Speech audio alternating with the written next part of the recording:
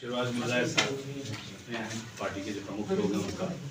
दूसरा मकसद था कि अभी तक मेरी वार्ता नहीं हो पाई थी उम्मीदवार चयनित होने के बाद, और तीसरा आपके साथ सबसे ज़रूरी होता है कि मौके ज़्यादा मिल नहीं पाते हैं, और जब कैंपेन शुरू हो जाती है तो उसके बाद समय होता नहीं है किसी के पास, तो भागते रहते हैं हम लोग। सोचा कि आज आपको मिल रहा है।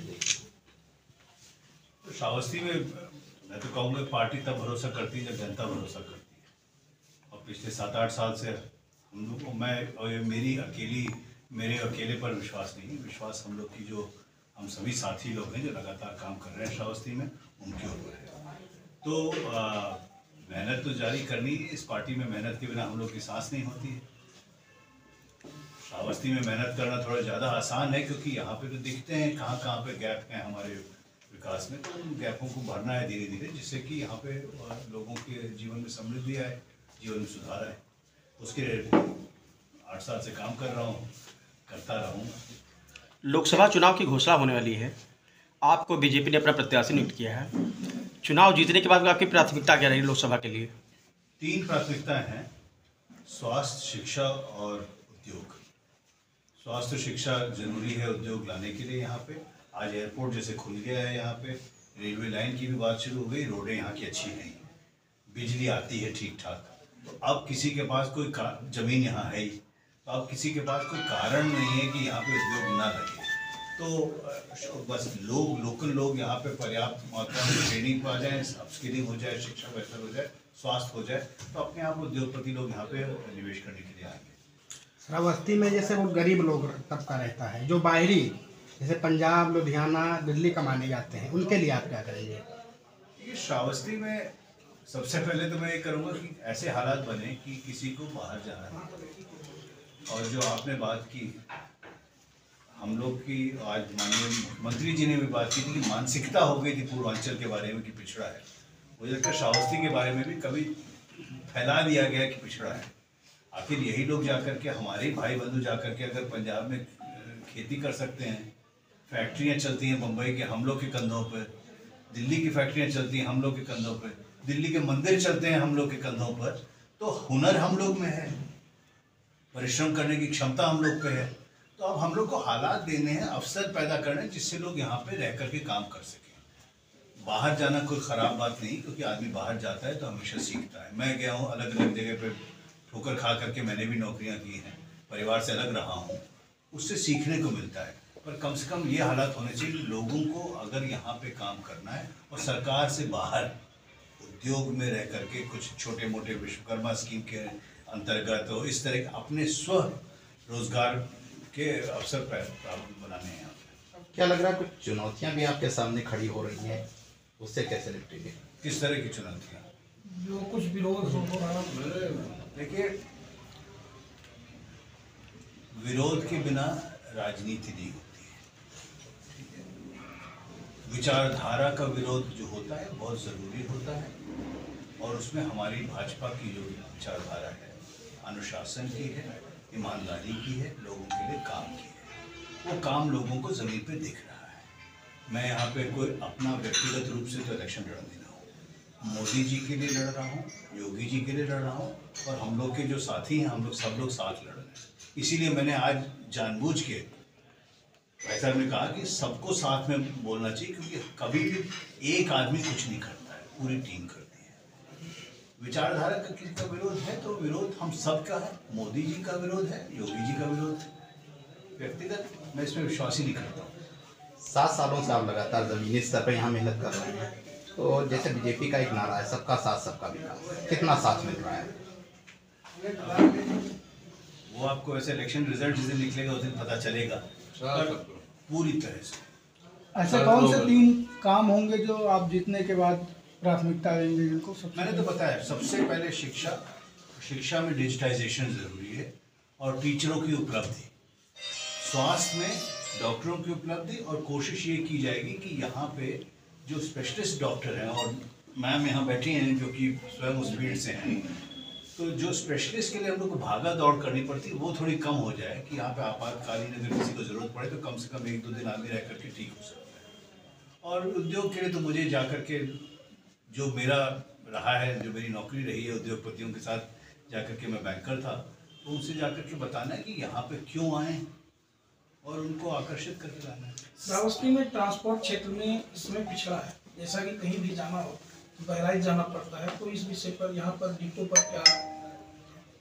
इस पर बात काफ़ी दिन से चल रही थी और माननीय विधायक जी इसके लिए लड़ चुके हैं असेंबली में भी जाकर के। यहाँ पे रोडे ठीक हो, यहाँ पे मुश्किल डिपो की कार्रवाई शुरू हो गई है, प्रस्ताव गया है, बनने जा रहा है। ठीक है, एजुकेशन सेक्टर की बात आप कर रहे हैं। श्रावस्ती पिछड़ा जिला है और ये एजुकेशन में भी बहुत ज़्यादा पिछड़ा है।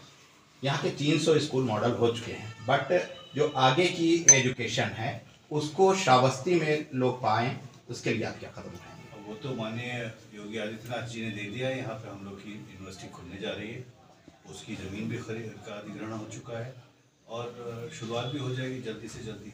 अगले 1.5-2 साल में तो पहले कोर्स शुरू हो जाएंगे जो इस समय है निर्धारित। और कोशिश ये की जा रही है कि जो कॉलेज यहाँ पे हैं उनमें भी थोड़ा आधुनिक तरीक़ों से पढ़ाई वगैरह लाई जाए। जो नई एजुकेशन पॉलिसी है केंद्र की, उसके अंतर्गत यहाँ पे कई कॉलेजों में सुधार लाया जाएगा। और अंत में मेरा व्यक्तिगत मानना ये है कि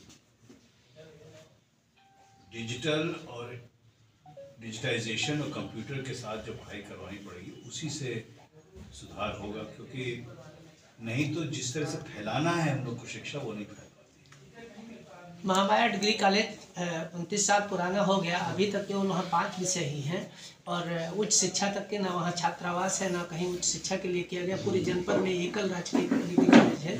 इस संबंध में कुछ कहें? चुनाव बाद उसको देखा जनपद में एक नहीं, लेकिन गुलर भी बन गया है, आप जान लीजिए, मैं जानते हो, चल रहा है। श्रावस्ती में कहीं ना कहीं एक आवाज़ उठती दिख रही है कि आप बाहरी नेता हैं, बाहरी नेता। इसके लिए आप कैसे आप अपने यहाँ के जनता के दिलों में आप राज बनाए पाएंगे? इसका उत्तर जनता देगी, मैं नहीं दूंगा। जगह जगह पे नालों वालों की, यहाँ पे भी बलरामपुर, दोनों जगह पे वो डिसिल्टिंग का काम धक्का दे दे करके हो रहा है। दूसरी मुश्किल ये है कि अगर आप जगह जगह बांध बना देंगे तो उससे और मुश्किलें पैदा हो जाती हैं, तो देख करके चेक डैम वगैरह बनाने की ज़रूरत है। तीसरा, हम लोग जो फर्टिलाइज़र का इस्तेमाल करते हैं वो आज की समस्या नहीं है। ज़मीन इतनी कड़ी हो गई है कि सोखती नहीं है ज़मीन पानी को, उस पर भी काम शुरू हो गया। आपने देखा होगा यहाँ पे ऑर्गेनिक खाद वगैरह का काम इस बार शुरू हो गया है, जिससे कि केंचुए आ जाए हमारी ज़मीन में। जो पानी होता क्या है, आपका पानी बरसता है, ज़मीन अगर पत्थर जैसी हो जाती है तो जैसे ही निचला आता है वहाँ पे कट जाता है। राप्ती के ऊपर जो काम है, जो कटान है, उस पर हम लोग ने कई सारे दिए हुए हैं प्रपोजल। और मेरी आशा है कि इलेक्शन के होने के बाद जो प्रमुख जगह जहाँ पे कट करके सबसे ज़्यादा खतरनाक बन चुके हैं, और वो राप्ती का मुश्किल ये है कि वो बंधों की आखिर जो हमारा प्रकृति है वो कहीं ना कहीं तो हम लोग से बड़ी है। पर काम लोगों के बचाने का जो आप कह रहे हैं वो बहुत सही पॉइंट है कि अगर हम लोग बचा लें तो आपदा में जितना हम लोग खर्च करते हैं उससे बेहतर है। तो वो काम हो रहा है, मतलब उस पर हम लोग सब लोग यहाँ पे जाकर के लखनऊ बोले हैं। माननीय मुख्यमंत्री जब देवी पाटन आए थे तब भी हम लोग सब ने जाके बात की थी। तो इस पर लगातार बातें हो रहा है। इस तरह बलरामपुर में देखिए 28 नाले हैं वहाँ पे पहाड़ी, जो कि बाढ़ आते थे, करीब 18-19 ठीक हो गए थे। इसलिए इस बार बारिश भी कम हुई और इस वजह से वहाँ पे बाढ़ का कोई प्रकोप नहीं था इस बार। Thank you. विधायक जी, आप क्षेत्र के चहेते भी हैं, जनता भी चाहती है आपको बहुत अच्छे तरीके से, लेकिन उस विरोध को जो हो रहा है उसको आप किस तरह रोकेंगे? देखिए, विरोध कोई है ही नहीं, किंतु तो चंद लोग अपना विरोध करते हैं। वो हमारे पार्टी के ना कभी थे ना कभी हैं, और जो सियार की खाल ओढ़ करके टहल रहे हैं। ये चुनाव मोदी जी का है, ना साकेत मिश्रा का है, ना रामफेरन पांडे का है। जनता पूरी मन बना चुकी है। जिसको मुंह की बदनामी लेना हो वो ले ले, लेकिन जनता पूरी मन बना चुकी है और इतने वोटों से इस बार जिता करके भेजेगी कि ये लोग दोबारा सोच नहीं पाएंगे चुनाव लड़ने की बात। और ये देश का चुनाव है, ये पूरे देश के भविष्य का चुनाव है। जिस तरीके से हमारे प्रधानमंत्री जी ने, ओहो क्या बात है, मैं तो आपको 7 साल 8 साल पहले से नारा देता था, मेरे सपनों का श्रावस्ती, ये मेरा स्लोगन था। आपके यूट्यूब पर भी पड़ा होगा, उसमें प्रमुख मुद्दे थे।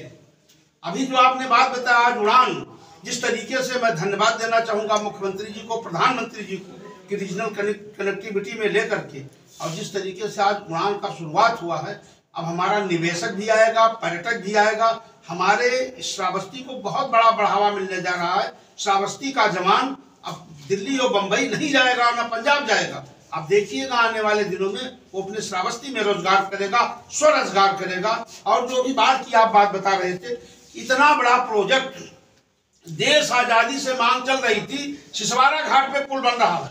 आप देख सकते हैं 40-45 गांव पूरे बरसात भर ब्लॉक, तहसील और जिले की कनेक्टिविटी से अलग हो जाते थे, और उस पुल बन जाने से अब सिसवारा क्षेत्र का आदमी 10 मिनट में भिनगा और 10 मिनट में गिरौला की दूरी तय करने जा रहा है। अब सीधी बस सेवाएं, अभी जो बस वाली बात बताई, हमारे परिवहन मंत्री जी ने एमडी को मैंने पत्र दिया और सीधे निर्देश कर दिया कि 15 दिन में इसका प्रस्ताव बना करके भेजा जाए, और शीघ्र ही डिपो बनेगा। और जब भिनगा से बस सीधे सिसवारा घाट होते हुए गिलौला से हुजूरपुर निकलेगी, हमारे उस क्षेत्र का जवान, उस क्षेत्र का किसान, उस क्षेत्र का व्यवसायी अपने दरवाजे के सामने बस पर के बैठ करके और वो सीधे लखनऊ की दूरी तय करेगा। इससे बड़ा विकास और कुछ नहीं हो सकता है। और जितने लोगों को अपनी पीठ थपथपानी है, वो थपथपा ये प्री प्लान है।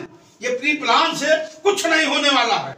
मैंने बराबर कह रहा हूं कि जो ये प्री प्लान लोग कर रहे हैं, पार्टी ने जिसको टिकट दिया, और मैं ये भी जानता हूं ये चुनाव भी जीतेंगे और भारत सरकार से मंत्री भी बनकर के आएंगे, और श्रावस्ती का विकास होगा। निश्चित रूप से मैं वादा के साथ कह सका हूं। और जहां पे आज भगवान बुद्ध की तपोस्थली है, मैं इस स्थली पर बैठा हुआ हूं। भगवान बुद्ध इसके साक्षी हैं, और भगवान बुद्ध की और भगवान लोग की बहुत बड़ी कृपा है कि जो ऐसे प्रत्याशी को घोषित करके श्रावस्ती ने पूरे उत्तर प्रदेश और देश के सर्वांगीण विकास के लिए चयनित किया है। ईश्वरीय माया है।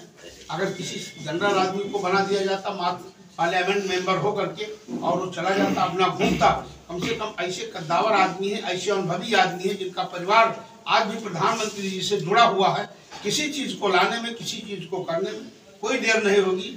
इनको अपने आप में शर्म खाते हुए श्रावस्ती के विकास के लिए जब वे केंद्रीय मंत्री बन जाएंगे तो सारी योजनाओं को धरातल पर श्रावस्ती और बलरामपुर में उतारेंगे, और हमारे श्रावस्ती का नौजवान पूरी तरीके से शोभायमान होगा। नमस्कार।